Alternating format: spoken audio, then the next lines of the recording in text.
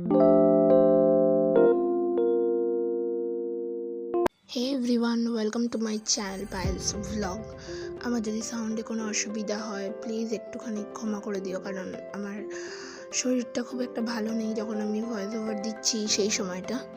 অনেক দিন বাদে আমি কোনো প্রোডাক্টের রিভিউ শেয়ার করছি, তো তোমরা দেখতেই পেয়েছিলে যে আমার মুখে কীরকম ট্যান হয়ে গিয়েছিল এবং মুখটা খুব ডাল লাগছিল। তোমরা যারা রেগুলার বেসিসে বাইরে বেরো তারা তো খুব ভালোই জানবে, প্রত্যেকেরই মুখটা কিন্তু ডাল হয়ে যায়, ট্যান হয়ে যায়।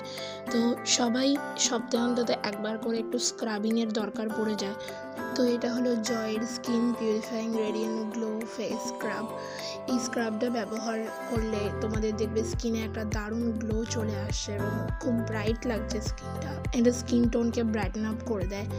তো আমি ফার্স্টে এই চুলটাকে হাটকে নিচ্ছি, নাহলে মুখে বারবার চুল এসে যায়।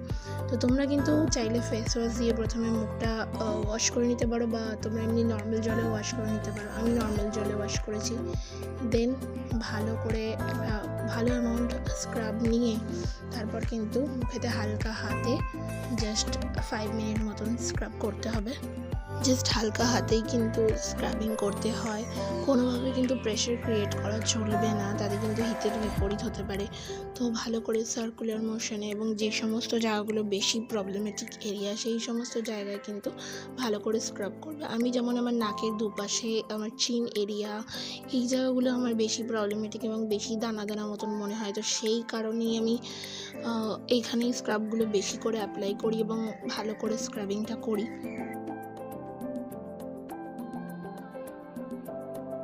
তো স্ক্রাব করার পর জাস্ট নর্মাল ওয়াটারে কিন্তু ধুয়ে ফেললেই হয়ে যাবে, একদম তোমার কাজ কমপ্লিট। তো দেখো যে আমি ধুয়ে আসার পর আমার ফেসটা কতটা গ্লো করছে এবং আগের যে বিফোর লুকটা তোমরা দেখেছো, দেখো তার আফটার রেজাল্ট। এটা একদম ওয়ান ওয়াশেই কিন্তু ভিজিবল। তোমরা কিন্তু ট্রাই করতে পারো এবং এই স্ক্রাবটা কিন্তু মোস্ট অ্যাফোর্ডেবল স্ক্রাবের মধ্যে একটা। তোমরা সবসময় এটা একটা অফারের মধ্যে পেয়ে যাবে ফ্লিপকার্ট বা অ্যামাজনে।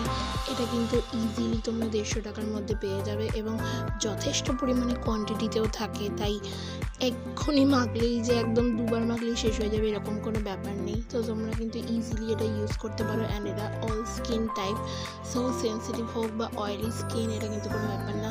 তো এবার এটা লাগানোর পর তোমরা কিন্তু জাস্ট এটাকে ধুয়ে নিজেদের ময়শ্চারাইজার পছন্দ মতন মেখে কিন্তু তোমাদের স্কিন কেয়ার রুটিনটা শেষ করতে পারো।